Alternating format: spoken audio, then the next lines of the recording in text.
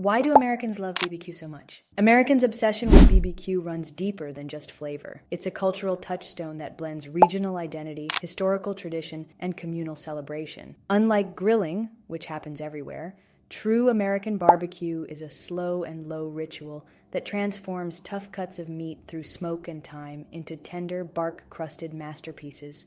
This love affair stems from practical roots. In the pre-refrigeration South, smoking and pit cooking were preservation methods for cheap cuts like pork shoulder and brisket, developed by enslaved Africans and indigenous peoples.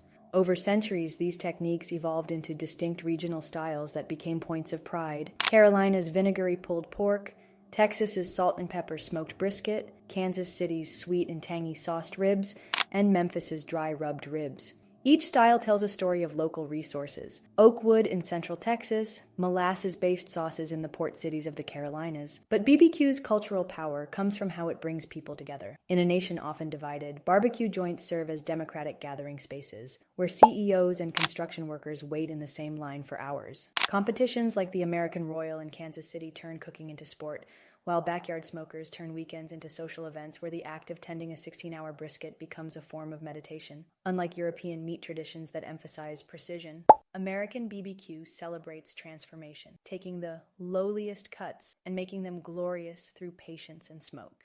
Even the sides, collard greens, baked beans, cornbread, reflect BBQ's roots as a feast born from scarcity and ingenuity. In a fast food nation, barbecue remains proudly slow, a culinary rebellion against instant gratification that taps into nostalgia for shared smoky flavors. That's why Americans don't just eat BBQ, they revere it,